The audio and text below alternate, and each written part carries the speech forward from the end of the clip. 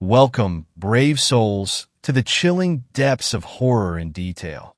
Today we are going to share scary Wendigo horror stories. First story. A guy and his dog just saved me from a goddamn witch and her Wendigo. Where do I even start? Benny. Benny's dead. And Goat. Shit, they're all dead. Except me. All because I had to piss. What, man? We were out camping near Breck. Thought we'd get one in before the snow settles over Colorado tomorrow. It was Goat's idea. He wanted to celebrate something. I can't even remember what it was at this point. And we all agreed that it would be fun, something to tell stories about later. I hate that we were halfway right. We hiked up with a bunch of gear and food and beer, and everything was great for the first few hours. But as soon as the sun went down and the darkness enveloped the mountains, things started to get. First, we thought that we were just too wasted hearing things, and we all silently agreed to ignore it, pretending that everything was fine. But it finally got to the point where we just couldn't pretend anymore and decided that it would be better if we just left then and there. So, we began packing up. But I had to piss. And I said so before walking off into the darkness behind the trees, pretending not to hear the noises echoing up around the peaks. A mixture of laughter and screaming and a weird, piercingly high howling sound, like the wind knifing through the needles of the pines. That piss saved my life. I had just shaken off when I heard him, sounded like Petey, saying, "Who are you?" And then a more insistent voice, maybe Jones or Goat. "Lady, are you deaf?" Then a concerned voice, Tim's. "I think she may be hurt. Hey, are you okay?" Silence for a moment, and then someone shouted, and I couldn't identify the next voice I heard. "Hello, goodbye. Hello, goodbye. Goodbye." Confused, I peeked around the trunk of the tree half expecting to see something. And I did. There was an old woman standing near the edge of the firelight. She was wearing a yellowish rag. Her hair hung lank and limp around her pallor face. Her face. It was disturbing. She was grinning from literally ear to ear, and her eyes were fully, deeply black. She looked like a witch, an actual demonic being of the night. She laughed and then said, "Goodbye, goodbye, goodbye." Tim, Jones, and Petey were the first to go. They just burn up in flames 7 feet high. Their screams were ungodly. I've never heard anything like them before. Hope to never again. And the smell, nauseating. I saw their skin bubble and slew off their bones in huge swaths of sinew and meat. The fire was so hot that all their blood just evaporated away with a sinister hiss. When the flames finally died down, 3 unrecognizably burnt bodies fell, shattering into ashes that blew away on the wind.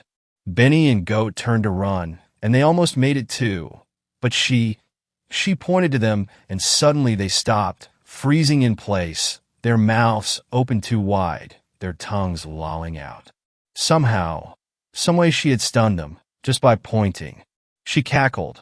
It was gross, and looked over her shoulder. Out of the slits between the trees, a hulking mass walked forward. It looked like the love child of Andre the Giant and a hellish elk. For a moment nothing happened, and then chaos. The antlerman ran forward, towards Benny and Goat, snorting, screaming. He got to Benny first, impaling him on one prong and lifting him high into the air. Benny slid down slow.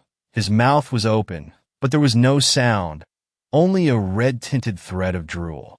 Antlerman swung his head to the left, and Benny flew off, hitting a nearby tree with a hard crunch.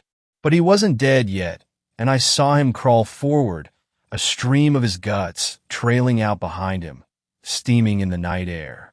Antlerman took 3 steps forward and stopped right next to Benny's head, lifted a hooved foot, and smashed it down and down and down, crushing his skull, stirring the brain matter up. And when Antlerman finally turned around, all that was left of Benny's face was a bloody pulp and one eye, perfect, unharmed, blue iris staring blankly up at the stars. Go was next.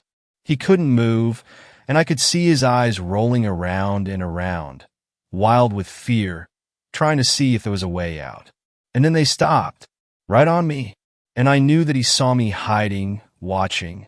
I moved back a bit behind the tree, peeking out, cringing as Antlerman took hold of Goat's arms, pulling and not stopping. I heard one resounding pop, then another, Goat's arms dislocating. But Antlerman kept pulling and pulling, and I couldn't tear my eyes away. I saw Goat's arms ripped right off his body. Right clean off, but he couldn't move. He just stood there like some sick phallus, blood pulsing from both holes. Antlerman cocked his left arm back and sucker punched Goat right in the face, breaking his nose, sending him reeling backwards, and before he even hit the ground, I could see that he was dead. Job done. Antlerman turned back towards the witch, and she shook her head, saying words that nearly made me shit my pants. There's one more hiding over there watching. I think he's enjoying himself. Oh, what the hell, I shat myself. Why lie? I froze for a moment, unable to fight or flee. And then there was this noise, mechanical, recognizable, and a guy wearing a goddamn ridiculous as shit gas mask burst through the trees on a Ducati, headlights blaring, engine roaring. He came out of literally nowhere. I blinked, ready to jump up, ready to run. But before I could, something soared over me. Something big, four-legged, a dog. A huge goddamn dog. There was a booming noise, and I realized that Gas Mask was firing a shotgun while the dog beside him barked. The blasts from the shots were amazingly bright and lit up the entire area with a severe fluorescent-like glow. Suddenly, the dog shot off, running low to the ground, straight towards Antlerman, leaping up, latching onto his arm. Gas Mask reloaded, then swung the shotgun swiftly towards the witch and fired again, hitting her in the chest 4 times, making her stagger back, screeching. Next to her, the dog was ripping and tearing at Antlerman, pushing him back towards the trees. Off the bike now, Gas Mask slung the shotgun over his back and grabbed a pistol from his belt, firing the whole clip, shouting, "Hocus pocus that you bitch," and the witch fled. Antlerman immediately followed. The dog charged off after them, baying loudly. I heard a loud, horrific bugle, like an elk dying, and something large crashed to the ground. Gas Mask whistled, high-low in between, and after a few seconds, the dog burst through the brush, panting, covered in blood and guts. It looked like it was grinning. It trotted up to the man, and he leaned forward, patting it on the head once, twice, and I heard him mutter, "Good girl."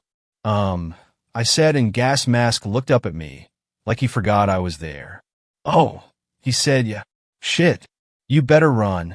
Behind me, I heard the witch's laughter boil up again, weaker, wavering. The dog growled, crouching low, hackles high. The man pulled some shells from his pocket, reloaded and cocked a shotgun, then repeated, "Run. We'll take care of this." And I did.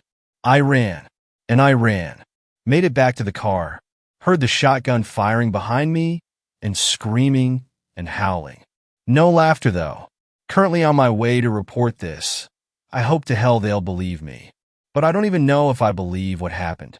That guy, that dog, that motherfucking witch bitch, and the deer dude. What just happened? Second story. How to survive camping. A bridle of flesh. I went to the family graveyard just after dawn. It felt like the right thing to do. I sat in front of my parents' gravestone and stared at the matching dates of when they died. I've faced my own death before.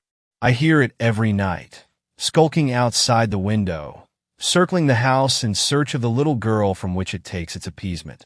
Yet that is a vague future, and I fear it in much the same way that you may fear a cancer diagnosis or a car crash. It is one of many possible ends. It can be held at bay in the mind as a remote possibility. What I contemplated that morning was a death so close at hand I could feel its breath on the back of my neck. There was a deadline. It is one thing to expect to die.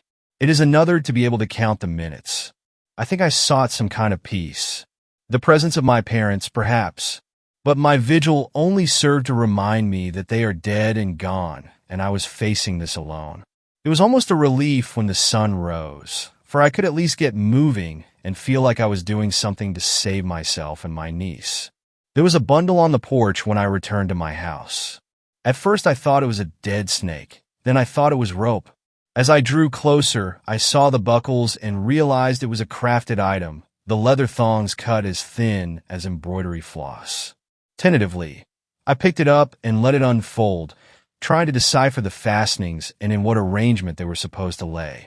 The leather was soft and supple, and I thought it would break when I tested one of the cords for strength. It held, however, and the more I tried, the more I realized that it was not going to break, not for me or any creature, human or otherwise. I've seen such craftsmanship before. A gift from the harvesters. It was a bridle cut from the strip of skin they took from my brother. I was revolted just holding it. How could I not be? The feel of my brother's skin, so soon after watching him suffer as it was peeled from his arm. Under ordinary circumstances, I think I would have hurled it into the bottom of a desk drawer and tried to forget about its existence. But desperation allows us to do things that were once detestable. It is a powerful force. I took the bridle with me. The old sheriff had offered his help with this problem, but I'd turned him down. This wasn't something we could fix with guns. What kind of gun do you use to take down something the size of an elephant, anyway? No, this was a problem that had to be solved within human means. My normal allies didn't have the ability. Bo at least seemed to approve of the plan. When I told him, though I couldn't tell if it was because it would work or if he was pleased that the dapple gray stallion wouldn't see it coming. That's right. For all you smartass in the comments last post, it's Kate coming out of the corner with a steel chair. Also, not sure what that NFC stuff was about, but if it has anything to do with old land, could the owner I know message me or something? We should chat. I went to my neighbor's property, the one with the lake. I stood at the edge and took a deep breath. It was quite a bit early, but I didn't have any better ideas. This had to work. I had to make it work. So I mustered all that anger and frustration, and I piled it into my chest, and then with all the strength I had, I yelled down at the water. "Hey, assholes!" I cried. "Do you want to help me save Christmas?" For a few minutes, nothing happened. I stood there with my heart hammering, feeling mildly self-conscious, and waited. If they didn't show, I told myself I would swim down to the bottom of that lake and drag them up. Then, just as I was getting ready to yell again, a single ripple appeared in the center of the lake. It spread outwards until it reached the bank and vanished. As soon as the water had returned to a mirror surface, the stillness shattered again. The surface churned, fairly boiling with activity, and then a horse's head surged out of the water. It ducked its head, forelegs straining to drag it upwards, and then the rider broke through the surface. He sat proudly on the horse's back, unstirred by its struggles, back straight with one hand on the reins, the other on the hilt of his sword. The pointed tip on his helmet glinted in the bright sunlight. Around him, the water continued to churn as more horses and their riders appeared, climbing their way out of the water and stamping to a stop in a row in front of me. My summoning ritual had worked. The shuriken had come.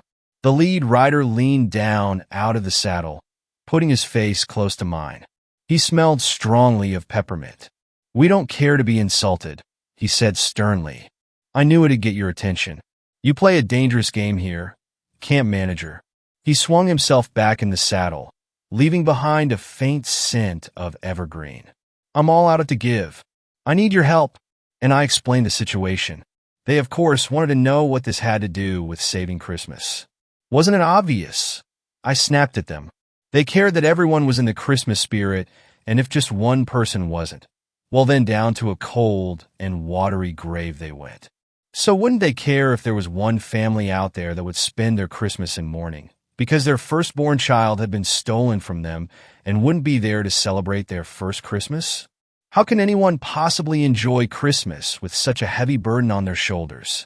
They considered. The riders shifted in their saddles, glancing at one another, and they conferred in low voices, and I am actually not sure if it was Russian or not.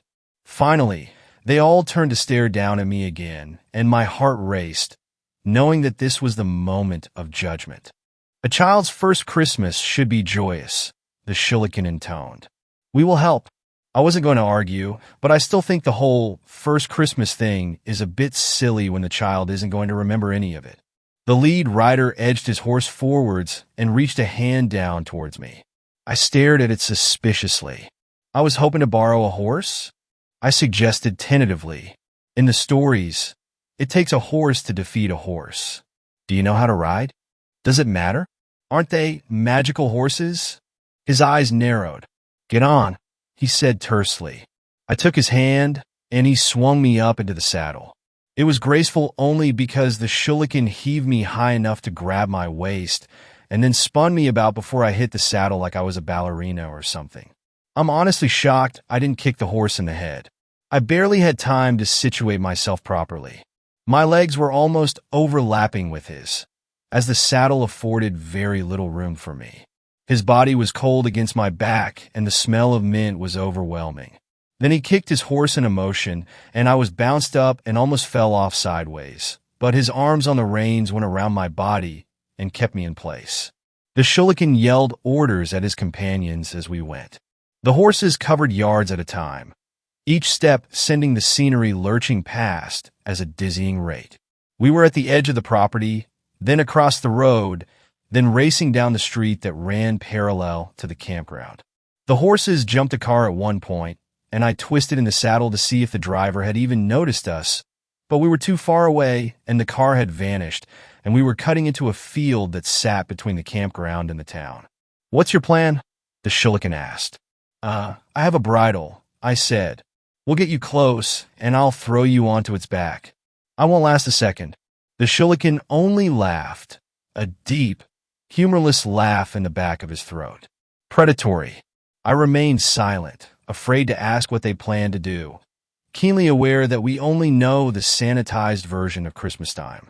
The stories of old have teeth, and I had invoked creatures from the early time when the world was raw and dangerous and death walked hand in hand with humanity.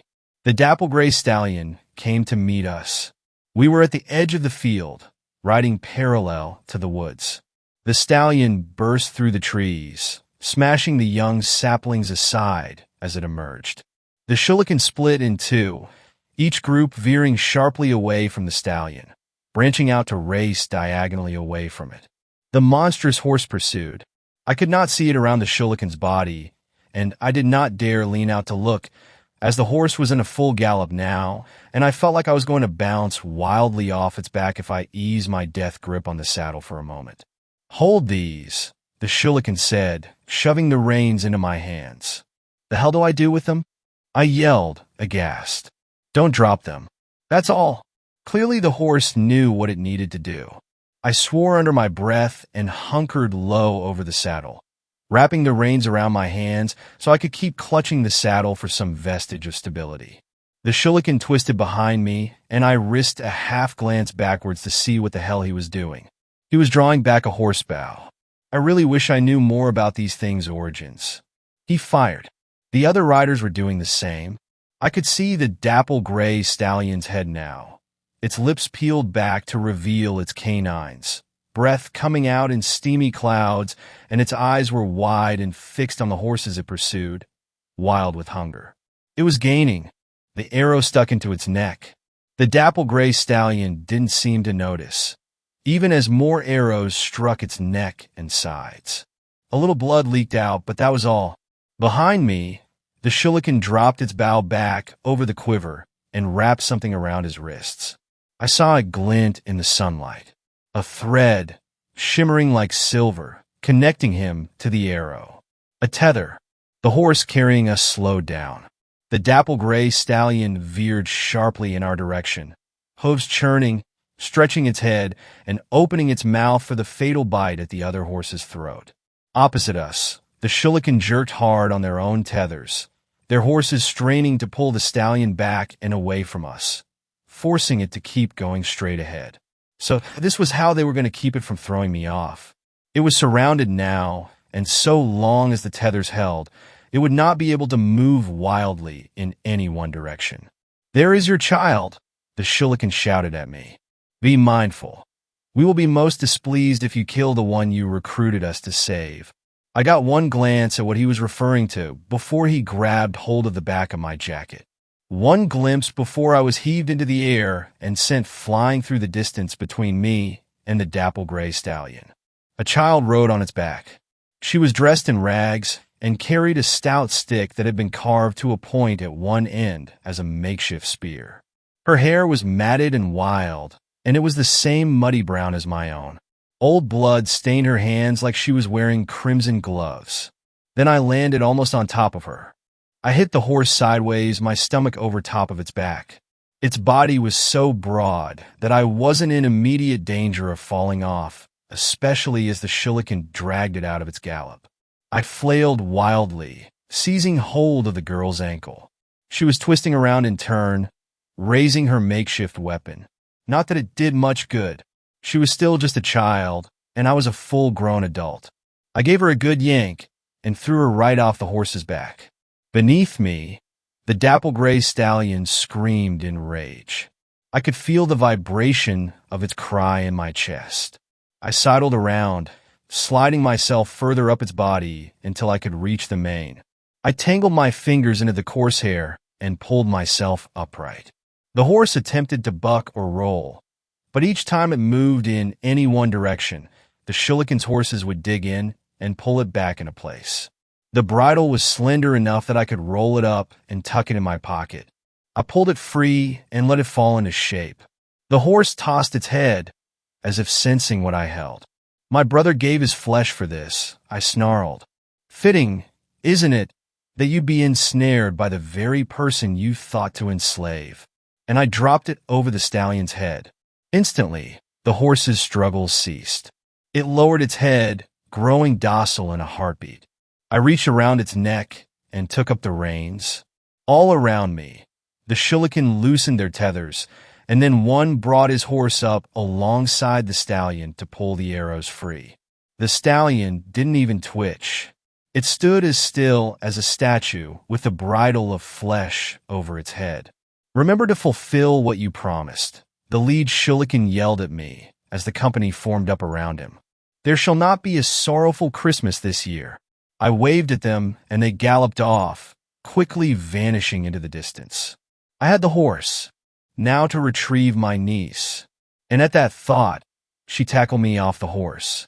Look, she had the element of surprise. I caught one glimpse at her face as she straddled my prone form, her sharpened stick raised high and aimed at my throat. Her lips were peeled back. Her eyes were wide in frenzied desperation. Her cheeks were gaunt, and she barely looked human in that moment. And before she could bring the weapon down on me, I swung a fist and hit her right on the jaw. Yes, that's right. I punched a 5-year-old. She was knocked sideways. She rolled and came up on all fours, poised, debating internally on whether to fight or flee. Then the dapple gray stallion spoke. Its words came with an effort, as if it forced each one past the bridle, its voice pained and grating. Feast on her flesh, my child, it said. This is what you were born to do. The girl's indecision vanished. Her feral rage evaporated, replaced with a calm focus.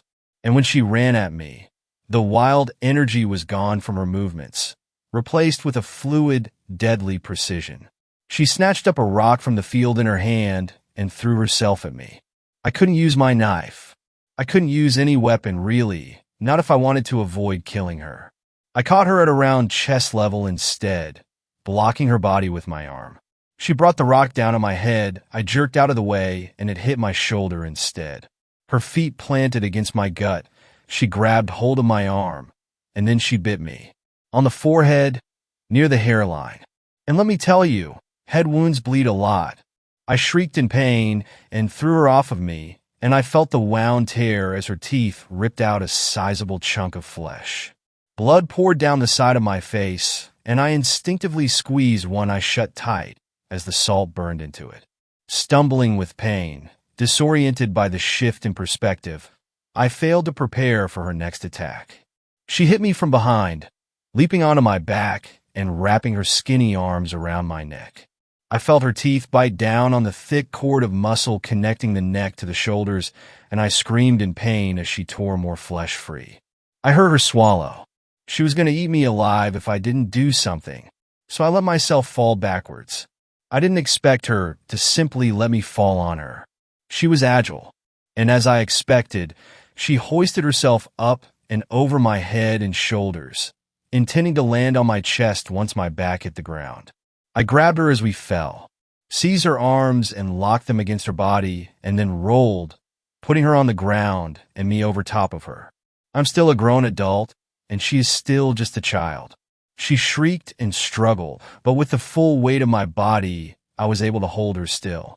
My blood splattered on the ground next to her as I grimly held on, realizing that she wasn't about to tire, and I didn't really have a good way to tie her up. So I sat on her, and while she flailed and bit at me, I called Brian on my cell phone.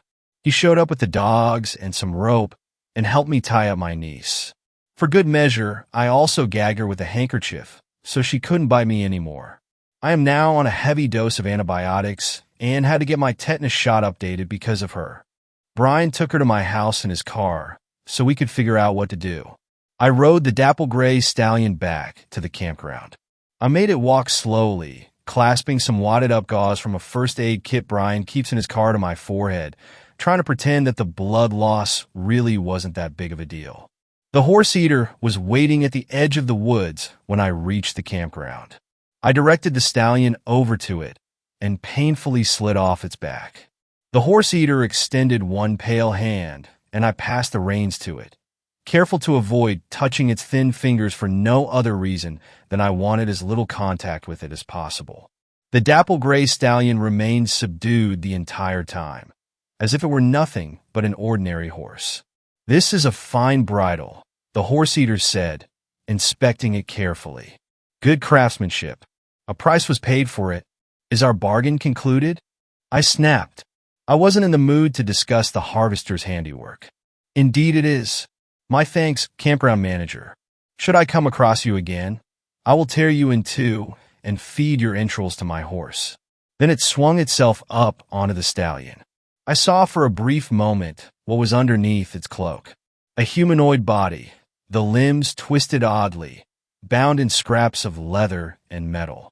Then the cloak settled around it again, as dark as night, and encasing it in its shadowy form, so that the only thing I could see of its features was the glowing red eye. "You should have known you could not elude me forever," the horse-eater hissed, patting the horse's neck. "But if you serve me well, I shall forgive your disobedience, and give you such a feast of flesh to sup upon." Then it kicked at the horse's side and vanished back into the woods. I really hope that feast of flesh isn't going to be my campers when we reopen in the spring. When I returned to the house, I found that Brian wasn't there. There was a text on my phone saying that he'd taken my niece to someone that might be able to help, and I should just go on to the urgent care and get the bite wounds looked at. He'd fill me in on the details of any arrangement when I got back.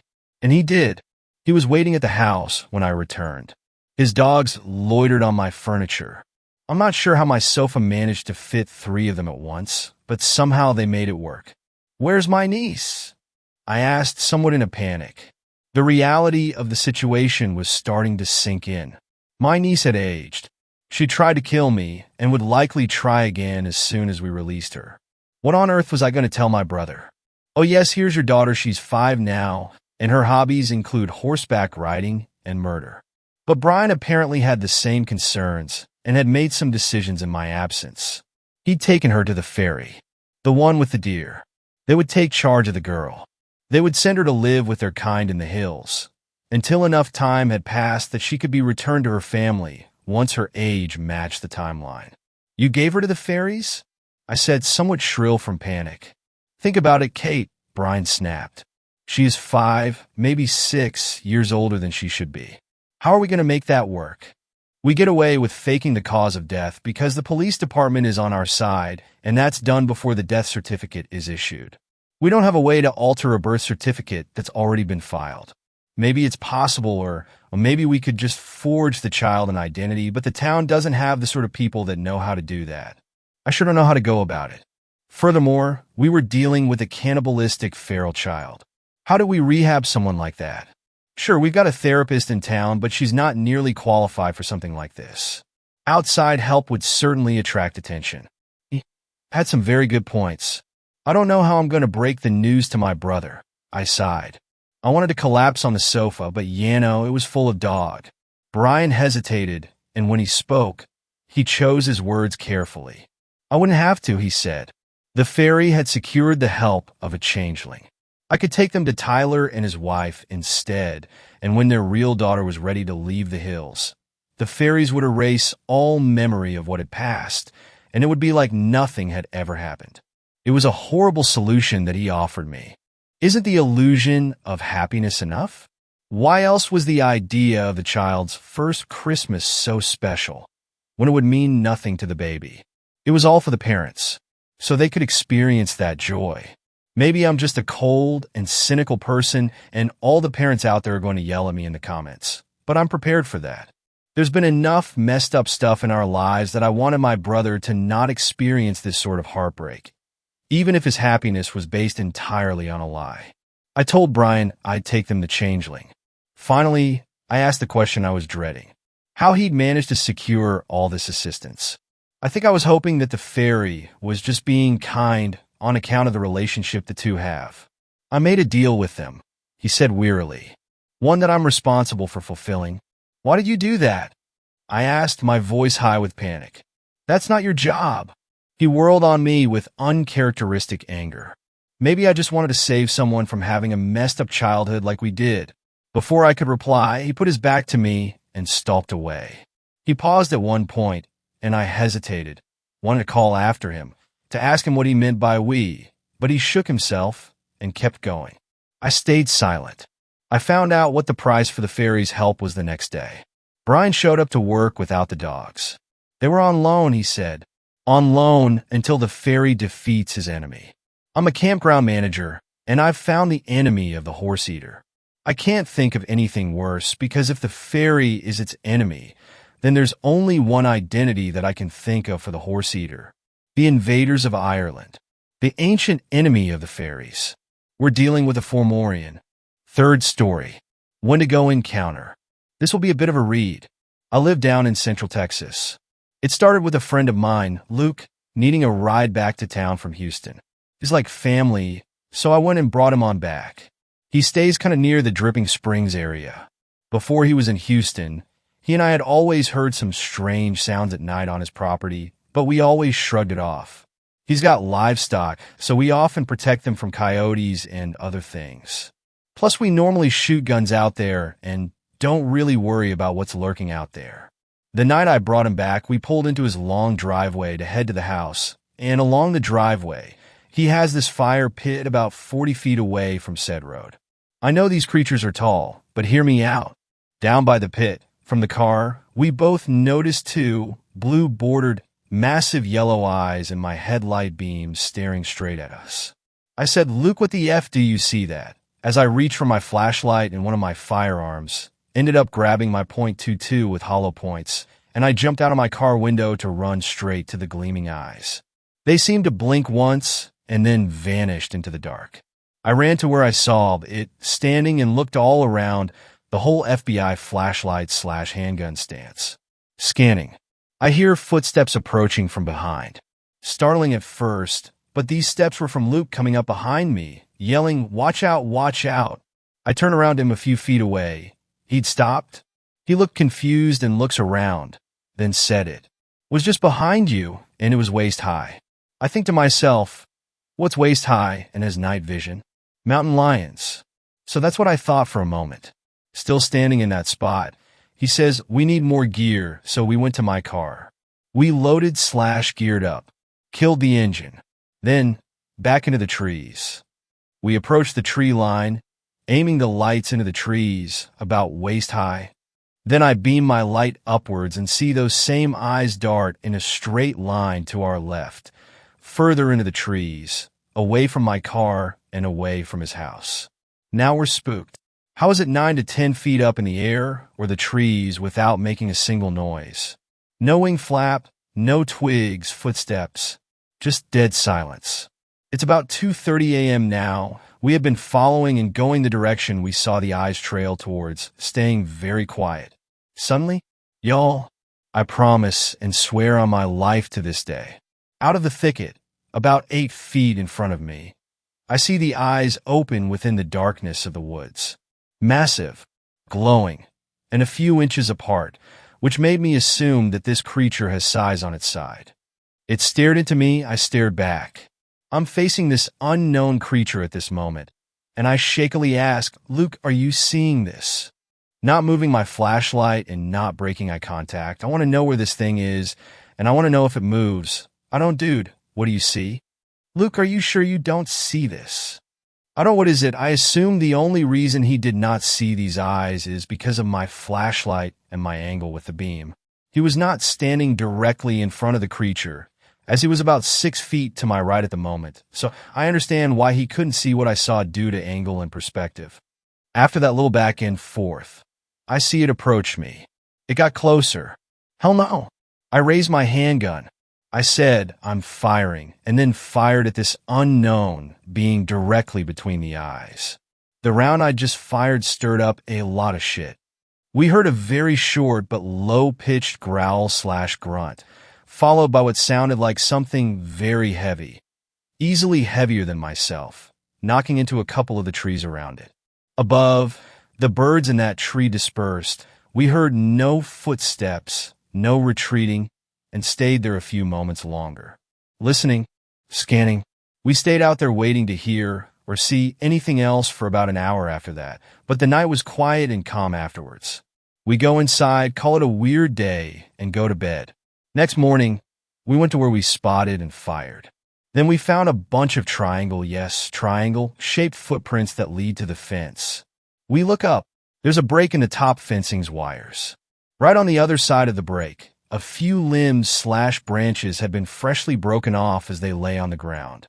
Some remained dangling and facing the forest floor, like where you would land if you were to jump from the wire break at the top. This is all I have on this story, other than the fact that my friend and I, to this day, still occasionally see those eyes at night, in our dreams and in our windows. Fourth story. I had an encounter with a Wendigo in northern Idaho. This was a few years ago, and I haven't done much research on it until recently. My family and I had gone up to my grandparents' house. They had 10 acres of land and only used about 1 to 1.5 acres for the house and yard. They had a large, dense pine forest area all around their house. Except for the road to it, there was forest for miles around. They had cut down some trees to make four-wheeler paths that we could ride on when we went up there. One day my sister and I were riding out on the paths on some of my grandparents' four-wheelers. For whatever reason, I think it was to get a drink, but I don't entirely remember my sister went inside. I thought nothing of it and kept riding the four-wheeler I was on. Well, about 3 minutes later, I was driving past a really dense patch of the forest. Over the four-wheeler engine, I heard a loud growl. I heard it clearly to my left in the patch of forest. Thinking it was just a coyote, I looked over towards where I heard the growl. I did not see a coyote. You know that feeling when you look into a forest at night and you get scared something will stare back at you? Well, this happened to me in the middle of the day. What I was looking at still haunts me to this day. I was staring into two large, yellow eyes. It appeared that they were sunken into the creature's face. The eyes were probably about 1.75 times the size of a normal human eye, and they were watching me. I could see by looking at the eyes alone that this was a smart creature. I didn't get to see what it was because it was standing in a bush. This bush was very large, like probably about 10 feet tall. About 8 feet up this bush is where I saw these eyes. I couldn't see any other part of this creature, but I didn't stick around to find out what it was. I put the four-wheeler into drive and sped up to about 55 to 60 miles per hour. I ran inside and did not go back out on the path for the rest of the trip. No one else in my family saw anything, but I was terrified of whatever it was. Fast forward 6 years, and it is this year. I was talking with my friend about spooky things we had seen.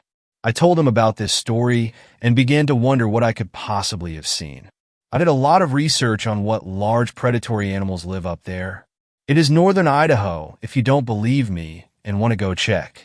After doing a little bit of digging, I found that no animals that were 8 feet tall. I didn't believe it because I was skeptical of anything that was paranormal.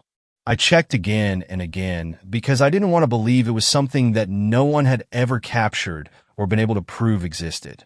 The largest wolf ever found would have only been 6 feet tall when standing on its hind legs. The largest bear might have been large enough, but it could not have fit in that bush. So I began to research any possible creature that it could have been. Eventually, I found one. A Wendigo. It was the only possible creature I could have seen. I don't know why it didn't attack me or why it let me get away. Based off the features I saw, the large, yellow, sunken eyes, it could have only been a Wendigo. What scared me even more is that a couple years later my grandparents moved out of that house for an unknown reason. They say it was to be closer to the family, but the family was fine making a long drive and coming up very often. They moved only a little bit closer. It is still a long drive. Fifth story. I'm at the scariest thing in the woods. This is an old story, which is fitting. I'm old now myself. I've never shared it, so I suppose it's a new story as well. I grew up in the rural South, down in the heat and the hollers, in small towns where there were more churches than people, where old ladies in their Sunday best would cluck and scoff at advancement and its perceived sins, and then go talk the fire out of a burn on a child's arm. No one took the Lord's name in vain, but we held our breath when walking past the dead. We hung mirrors outside to distract the devil. This was a time when a man could do as he pleased, short of murder, and it was considered private family business. Everyone knew the bad things about everyone else and their families for generations back. Small towns are like that. The bad things were talked about, but only in stuffy front rooms or out back on the farms, only ever among people not involved in it. After all, it was private business. I was the youngest in my family. I had 2 older brothers and an older sister. They left home as soon as they could. One brother to the army, the other to the mills and the drink. My sister got married at 16 and made her escape. I think her husband was a nice man. I was left at home with a dead mother and an angry father. I was angry at them for leaving me, but they barely made it out. It would have been impossible with a child. Mama died when I was 3 or so. I heard whispers around town about what happened. Officially, she killed herself in the creek behind our farm, but I don't know anyone who would willingly lay down in shallow water and let the trickle carry them away. People talked about what probably really happened, that she didn't lay down in that water all by herself, but there was nothing to prove, and after all, that was private business. I remember it was brought up to the man who was my father, and later, when he was drinking, I heard him stumbling round and slurring that he was the scariest thing in these damn woods, and they better remember that. I was 5 or so when everyone left me with the man who was my father. Our farm was out of the town limits, and no one wanted to be around a drunk and maybe killer, so it was just me and him. He was as mean sober as he was drunk. I actually preferred him drunk. He was slower and clumsier that way. He would send me out into the night sometimes. I think because he knew I hated the summer dark. The heat never left with the sun. Things creeped out in the black. The woods I played in by day weren't my friends in the shadows. I would try to stay inside. He would get angrier. He would beat me and yell that he was scarier than anything in those damn woods, and I would do well to remember, or so help me God. Get your ass out there, boy, before I get my hands on you. I had run out into the dark one night. He was meaner than usual, and he followed me out.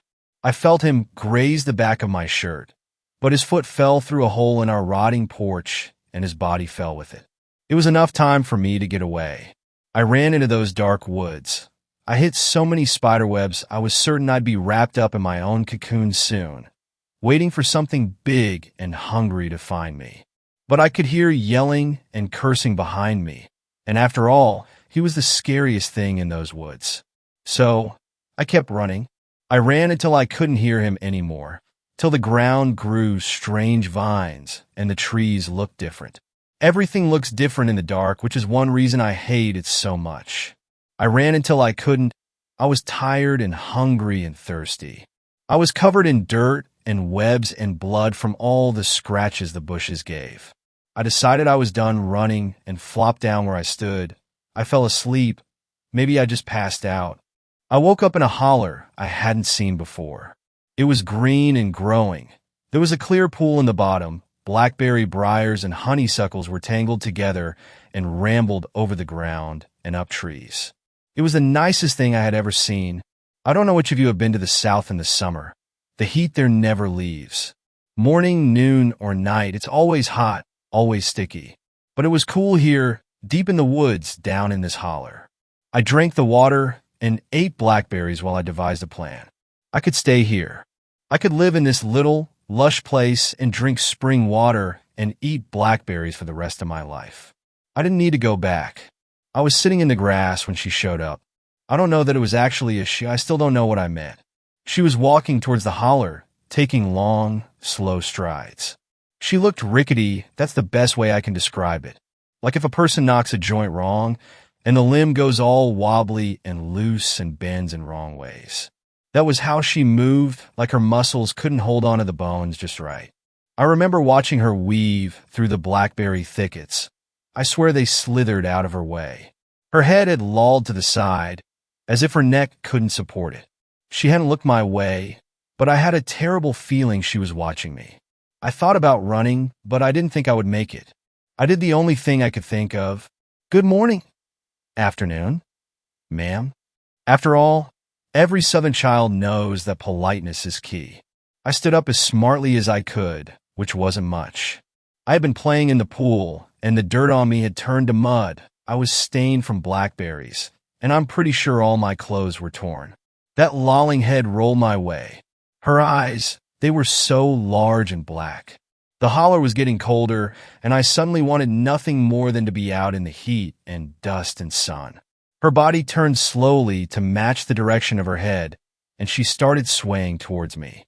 How are you doing on this fine day? My mouth was drying up. I searched through all the knowledge in my 5-year-old brain for some wisdom to help me. She paused in her walking and sank down to the ground. Sank isn't the right word for it. She collapsed like a puppet cut off its strings, folding her limbs under her. She propped her head up on her hand, and her chin was resting on her palm, but her fingers, they reached up her face to the top of her head. They didn't end in nails. It was like the fingertips themselves were twisted and hard. I stood for a minute and then sat down as well. Have you had breakfast? I didn't know if this was the right thing to say, but all the grown-ups said it to each other in the mornings when they met, after the good mornings. And how are you today? No, she said slowly. I haven't eaten. Her voice was soft, but the soft of rotten wood, the kind that crumbles when you touch it and all the bugs scurry away. Would you like some blackberries? I asked. Grown-ups offered to feed each other when they said they hadn't eaten breakfast. She made a sound like twigs scratching a window, and I realized it was a laugh. Aren't you polite? She said. I found a little rabbit this morning, but I don't know if there's enough meat for all the work. She was watching me closely, and I remember feeling that something was very wrong. I nodded and made the sound that grown-ups make when they don't know what else to say. How did a little thing like you make it into my hollow? She asked. What's a hollow? I was confused. I didn't know that word. This place is a hollow. I live in hollow places, she said, gesturing around us. But how did you get into the hollow? I thought it was a holler. I was very certain I was right. Everyone called it a holler. She shrugged. Same thing. Now, why are you in the hollow? Another different word? I was very confused now. She understood the face I made and rolled her eyes. Hollers are hallowed hollow places. It's all the same. I didn't think it was, but I wasn't going to argue with her. I was running and I got lost and now I'm here. I told her. I didn't want her to get annoyed that I hadn't answered her question. She perked up a little bit. Oh, she said. What were you running from? I shrugged and started picking at the grass, but I had a feeling that not answering was not an option. My dad, he's the scariest thing in the woods, I said. She snorted and narrowed her eyes. He is not, she said, and dismissed the idea with a jerk of her hand. He is. He says it all the time.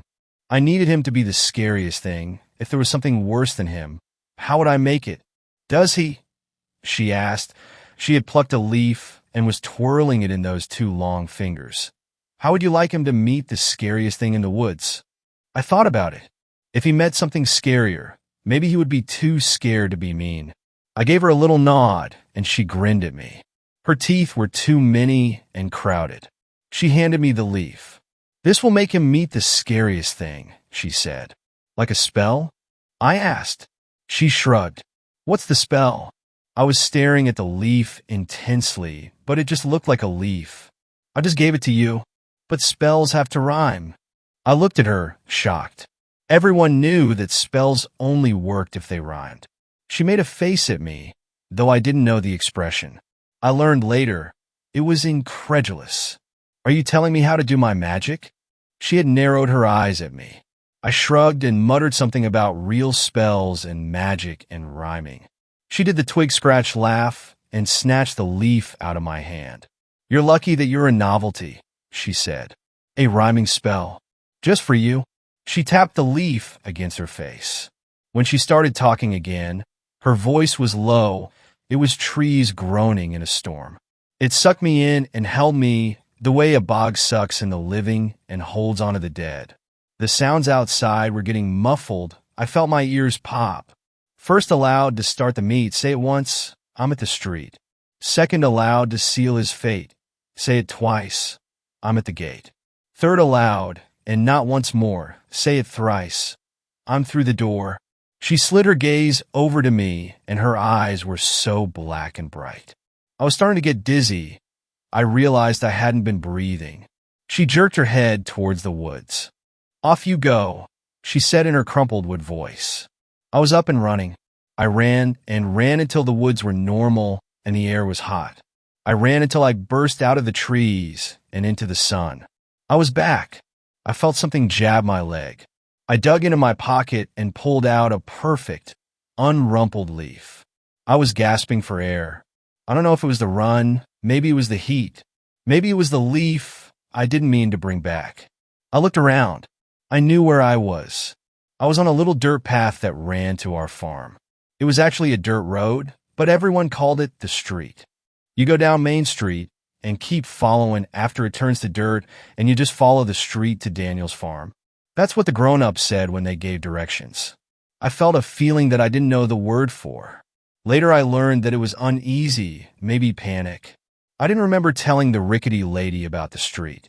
We had a gate at the start of the farm, too. I didn't tell her about that either. It was full panic then. My brain was screaming wrong, wrong, wrong. I heard a rumble, and I thought it was her. I was spinning in circles so I could see her if she tried to creep out of the woods. But it wasn't her. It was the sky. Clouds were rolling in, fat and purple. The sky was the yellow of an old bruise. I don't know if you've ever seen a southern thunderstorm, but they're in a category all their own. Rain doesn't come down in drops, it rolls down in sheets. The wind doesn't blow till the rain comes. The air is so still and hot. I didn't know what to do. I ran back towards the farm. I had come out on the street close to town, and I was screaming the whole way home. The gate was closed when I got to the farm, but I climbed it easily. I shot to the old house and started banging on the door. Streets and meets, fates and gates, the door not once more. My father opened it. His eyes were bloodshot, red against yellow. He was swaying, already drunk. "Shut the hell up, boy," he yelled and cuffed me round the head. "Don't think I forgot about you running off." He grabbed me and pulled me inside the house. It was dark, and the house smelled like whiskey and old vomit. He reached to undo his belt, but realized he wasn't wearing one.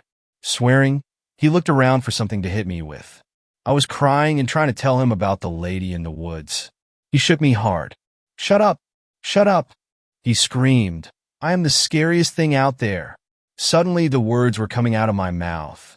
I tried to hold them in, but they burned, made me cough. I had to get them out.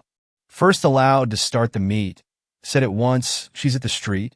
I was staring at the window.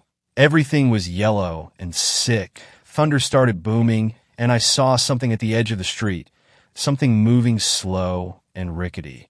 He was squinting at me like he knew something was wrong, but he was too drunk to figure it out. He was swaying on his feet, and he shook his body like he was trying to shake off the feeling of wrong. His face twisted up, and he started coughing. The coughing turned to retching. He was trying to gasp out words between the spasms.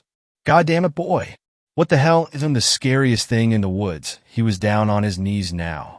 He looked at me, and I looked at the window. He followed my gaze. Second aloud, sealed your fate. Said it twice. She's at the gate. My voice was a whisper, and I was crying, but I didn't fight the words this time. We were staring at the window when the lightning flashed. It hit somewhere near us with a boom that shook the house. We could hear the squeal of the gate as it was forced open. "Boy," he said, "what's going on?" I think that was the fastest I had seen him sober up. I tried to explain, but nothing would come out. I couldn't find any words except for the ones I didn't want to say. Third aloud, and not once more, say it thrice, she's through the door, the words came out. He took them as a warning and tried to bite his own words back. The porch was creaking and groaning. He was on his knees, heaving. I could see trees starting to move out the window. The winds were starting to come in. Another boom of thunder that rattled the house. But the door kept rattling even after everything else stopped. His face was dripping sweat and bright red. He spat on the floor, and it was red too. He was watching the door. It was shaking so hard and so fast. And then I noticed the locks. With every shake and jerk, they were turning. He started coughing, and all that came up was red. He finally caught his breath and inhaled deep. "I'm the scariest thing in the woods," he screamed. The door flew inward, and she was inside. She snatched him up. Her hand was wrapped around his face, and she held him at arm's length as he screamed and clawed at her. Her arm didn't move. There was no looseness in her now. I was cowering on the floor. He jerked in her grasp and howled. She flashed her teeth at me in a smile. "Out the door. Quick now, little rabbit," she cooed. "I might still be hungry afterwards." Somehow, I made it up and out. The rain hit me as I hit the yard.